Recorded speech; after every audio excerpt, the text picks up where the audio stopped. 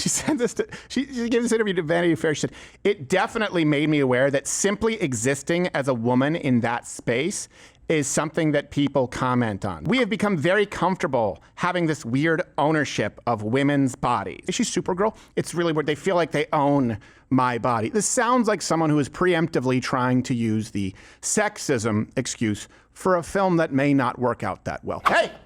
Here's the next thing we want to talk about. So first off, let me ask you, has there ever been a time where female leads attacking their largely male audience has fared well for the movie? Can you give me a single example? And I get it. Men can be very competitive. They can be very possessive.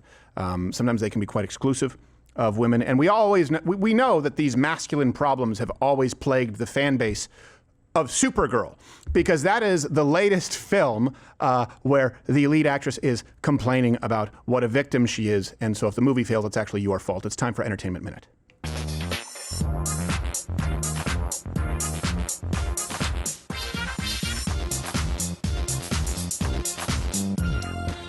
So before I get to the lead actress, Alcock is I believe is her last name?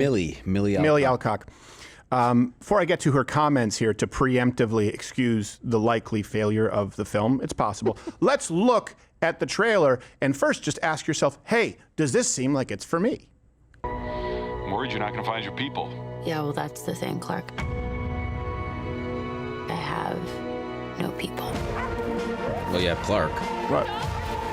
Based on how she looks, I think her people live in the sewer. What can I do? Come on. This does not look like this is gonna end well. For you guys. Oh, yeah, I get it.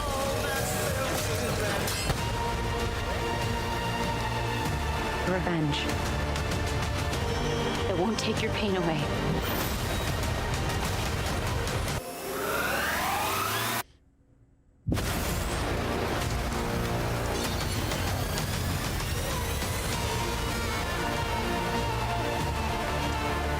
To the ditch from that dive bar. Funny. That's what I've been calling you. Touche. Oh, that's fun. She's gonna show you how the lady's gonna show you how to do a man's job. She can more fast than a locomotive, can leap buildings in a single bound, and can stick her whole fist in her mouth. It's okay. You're gonna see how awful she is as a person, so you won't feel bad about it. At least I will say this. Watching that, I feel like I've seen that film before. At least it looks better than She-Hulk.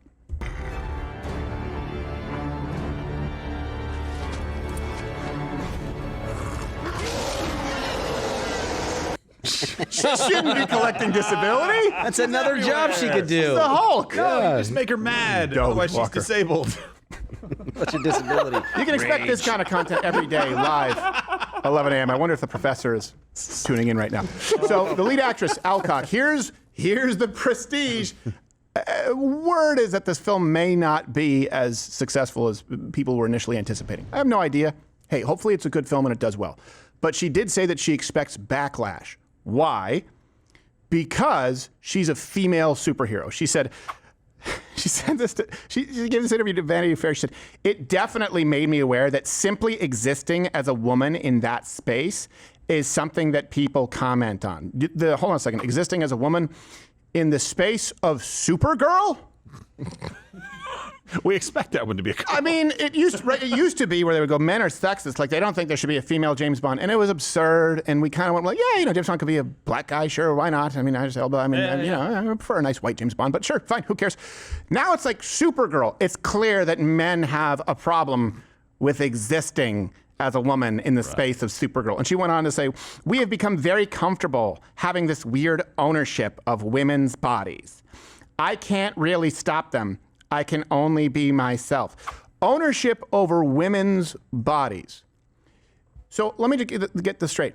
Men, or by the way, I'm sure plenty of women who are fans of Supergirl, fans of the franchise, fans of the comic series, if they comment, that's tantamount to them thinking they own your body?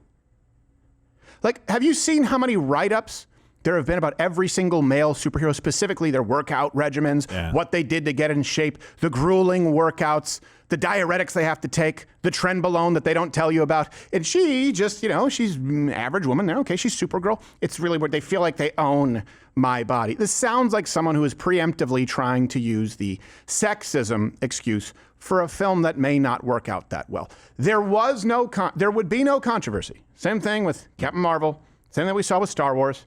Same thing with Jennifer Lawrence. We're going to get to all these examples. Of course, Rachel Ziegler. There would be none if you didn't bring it up. Just say, yeah, I'm excited to play Supergirl. And have you ever heard this from a man where how many women talk about Henry Cavill or they compare the different Chris's? Like, it's just amazing how women think they own our bodies. It's tough to exist as a man in this space. It's Supergirl. You're a superhero in this, superheroine. Just play it. And say, hey, I hope the fans really enjoy it. I had a lot of fun making it. That's what the guys do. Right. Don't complain about anything. She's convoluting it with fans being upset when they replace a man with a woman. Right. Like in a comic book that was like a character that wasn't man. There was a few shows recently that came out where characters were either made trans, they were either made gay when they weren't, or they were made a woman when they were actually a man. This is Supergirl. She's been around since the 50s. It's a book written by a guy in the 50s. Yeah. This is just we expect it. This is misandry. This person despises men. She's looking for a reason to blame men for something over which they're blameless. Like men don't. I haven't heard any outrage about this whatsoever until she brought it up. No. These people, those in Hollywood, they don't like you. They can't stand you, and they will use every opportunity to take pot shots. Case in point, let me give you another example. This is something that we've been hearing quite a bit of from women in the entertainment industry. Like, it's really hard being an actress. In Hollywood, it definitely is not a place for women. What? And especially action heroes. Jennifer Lawrence said that prior to the Hunger Games, remember this? There had been no female action leads. I remember when I was doing Hunger Games, nobody had ever put a woman in the lead of an action movie because it wouldn't work. We were told. Girls and boys can both identify with a male lead, but boys cannot identify with a female lead. Oh, absolutely. And it just makes me so happy every single time I see a movie come out that just blows through every single one of those beliefs and proves that it is just a lie to keep certain people out of the movies. Well, hold on a second. It proves it. You just talked about, before we get to why this is verifiably untrue, you can check all the references. We make them available every single show, and I'm going to rapid fire them. She said, it's harder for boys to relate to a female lead. Well, I actually probably agree with that as far as an action hero, right? Young boys, the reason that they're obsessed with monster trucks and dinosaurs, it's just everything else is more powerful than them. So they are looking to the examples, that which is most powerful. That's how young boys think, man, when I get older, I'm going to be big, I'm going to be strong, I won't be picked on. So it's hard for them to relate to women because they know how physically frail they are in comparison to men. But she just said women can relate to male leads. And so clearly that needs to change, and we're now exposing the truth. What truth? You just said what it is.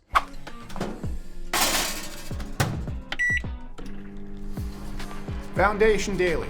All the daily vitamins and minerals you need, check. Clinical ingredients, check. At their clinically effective doses, check. And lab tested, so you know that what's on the label is exactly what you're getting. Foundation, fill in the gaps. Fill in the gaps that you might be missing. Go to foundationdaily.com today. Subscribe and save 40% for life. Help! Help! And by the way, Hunger Games had two. You had female, you had male. Yeah. As far as no female action leads, okay, let me disabuse you of this. Alien, big one, kind of a big franchise. Ripley in there, Sarah Connor, Terminator 2, Charlie's Angels, Tomb Raider, both the original and the Redux, Resident Evil, Underworld, and even the original Wonder Woman till you ruined it. Well, she's a guy, so.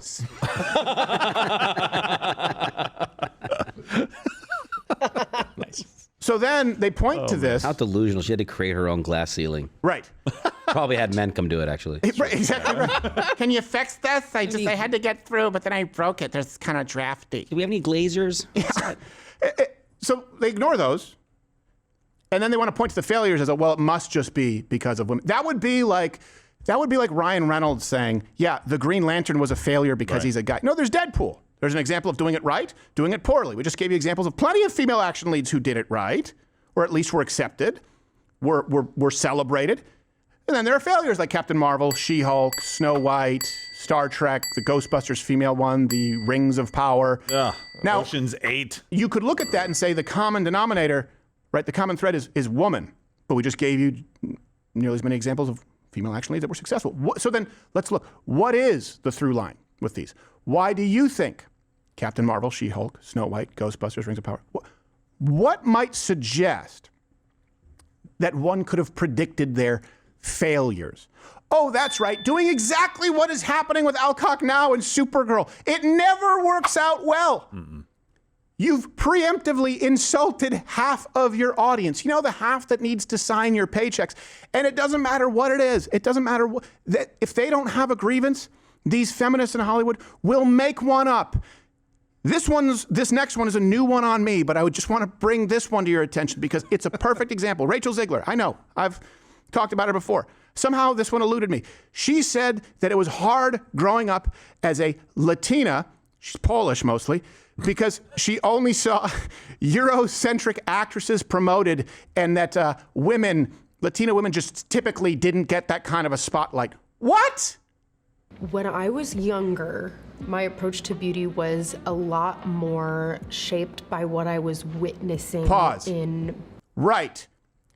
Because the mainstream vision of beauty excludes Latin women. Play. Big pieces of media. So it was who was on magazine covers, who was in the beauty commercials, who was in movies and was considered like the most beautiful movie star at the time. Right. It was definitely very Eurocentric as I was growing up. And being a young Latina, that was hard because not a lot of people looked the way that I did. No, they looked actually Latina. Eyebrows like I did. They didn't have dark eyes like I did. So as I've grown up, I've really been able to find it within myself, which is really nice. You're Vic. You mean your Polish self? I know, part Colombian, which is basically Spanish. She's mostly European, to be clear. It's just the people on the magazines. Okay, right, yeah. We needed to break through this glass ceiling because white men, just to be clear, white American men were holding Latina women down. Sure, you ugly piece of shit. All right, let me give you some examples here. Okay, Jennifer Lopez, Selma Hayek, Rosie Perez, Penelope Cruz, Rosario Dawson, Eva Longoria, Eva Mendes, Jessica Alba, Sofia Vergara, Michelle Rodriguez. What's the other one? Ana de Armas. By the way, I think 6 or 7 of them were rated most beautiful person alive several years. And historically, this isn't even new, by the way. You can go back to Sophia Loren, you can go back to Raquel Welch, Rita Hayworth, Lupe Velez. Also, just what we're talking about objectively. So here's the thing, right? When people go, men, women, oh, the gender wars. No. Truth does matter. Objectively, is a legitimate grievance as far as discrimination that Latina women have been held down because of their ugliness. Well, we just gave you the actresses. It's almost like they're disproportionately represented. Also, 25 Latina women crowned Miss Universe. 25! But here's the other problem, though, too. By the way, in other words, I don't know if you know this, Latina women are pretty much A-okay with almost everybody. Yeah, statements like that got people, like white guys looking at each other like, hey, were you the one that said that bullshit? Yeah. Were you the one that said that? Which one of you said that stupid shit? Yeah, which one of, guys, come on, we want more of them. We want more to come out of the woodwork. Have you been to Venezuela? It's like you could just go, you, Miss Universe. Done. Okay, it's a far cry from Poughkeepsie. Here's a nice dress, learn to sing. Pick any city in Brazil. Yes, they're going to be hot. But here's the thing, don't go too far. Don't go too far and say that Latina women tend to be beautiful, which is universally agreed upon, because then you're fetishizing them. There are a bunch of articles about this too. There's a bunch of articles about people, because a lot of men out there fetishize. They like Latina women. Correct. Correct. Guilty. I mean, yes. Daisy Fuentes, we talked about that. Daisy Fuentes was one grown up. Eva Mendes was another woman. So Ryan Gosling is okay. There aren't enough Latina women who are represented amongst really the category. The competition is being pretty. That's Miss Universe, and that's being rated most beautiful woman in the world, usually People magazine or one of those. The competition is being pretty. Latina women tend to win a lot. But that's also a problem because that means that if men prefer Latina women, beautiful thick hair, olive skin, curves, well, that's a problem. It's a fetish. You're fetishizing us. And that could lead to sexual assault as well. It is a very Latina thing, though. Be like, you don't think I'm pretty? No, stop looking at me. Right, exactly, kind of. But they like it because nobody knows what Latinas like more than this white guy. I certainly know more than Ziegler. She's mainly Polish. I love how she said it was Eurocentric and she's European. Listen, like, why don't they just shut up and earn it? Like, that's how this happens. You want to like push women's rights, whatever that means, forward like a million miles and get more representation? Shut up, earn it, do a great job, and studios will put more movies with you in the lead than otherwise. If you just go out there and it's like a boxer going, I didn't lose because I wasn't as good. It's because he's black and I'm white and it's just racism. It's like, no, he hit you hard and you fell down unconscious. Also, by the way, the forgotten race that's actually been discriminated against. Asians. Let's just look at like most beautiful person. It's very rarely a South Korean. Yeah. They're not bitching about it. They're just getting stuff done. Despite Lane's votes. Can you imagine a Filipino woman watching that interview? Like, what? What? We've been chasing. We have Spanish names. We were chasing you. I've been skipped over like 19 times for an average Latina. Granted, she is prettier than me because they have a leg up. Well, in the end, she'll just be fetishized. So, in conclusion, the feminist left, you wonder why men are like, we're just checking out. Now take this, okay, distill it down, apply it to the dating pool. If you're a guy who shows up and what's your opinion on Supergirl? I don't know. Do you have a problem with it being a woman? Do you realize that there aren't enough Latinas being represented amongst most beautiful people on Earth? Well, I don't know about that. But also, do you know that Latinas face an undue amount, a disproportionate amount of discrimination through fetishization because people find them really hot? You're like, what do we want to do here? Do you want to split the bill? Is this over? Yes. I'm done. You guys let me know. Hey, Latina women there, do you think you've been disproportionately represented, and do you think that Ziegler is going to correct it? How about Alcock? Have you guys thought that you know what Supergirl really needs is not to be a girl, and she's ruined it for you? You guys let me know because they need to generate controversies where they don't exist. And then they'll accuse you of creating controversy by responding. This is to help. You don't have to ruin Star Wars. You don't have to ruin Snow White. Right. You don't have to ruin Miss Universe. Don't change a thing. Keep the bikini contest. We don't give a shit about your talent show. I'm sorry you feel so uncomfortable in this space as a woman. So we're going to replace you with a trans woman. Yes, exactly. We're going to replace you. This is the one time I'm on board with that. We're going to, you know what? Let's just play this safe. All right. The next Wonder Woman is going to be a Thai lady boy. Okay. That work? Everyone happy? Fortunately. I wonder if she's a woman. Sorry. That is so lazy, Josh. Come on. Is it lazy? A little bit. All right, well. Invisible Jet is just a Harley that she can't ride. It's like when they do the pony thing. She's just not working the clutch like Alan Richardson in a fight. Guess Wonder Woman will be. I wonder if I'll be taking the bus. Hey, do you like what you saw? I don't know how because it's on YouTube and we have to cut all the good parts out. So you should tune in live weekdays at 11 a.m. Eastern on Rumble. We can still speak freely and even use words like and gay and whoa. You've been here this whole time? Yeah. Snuck in.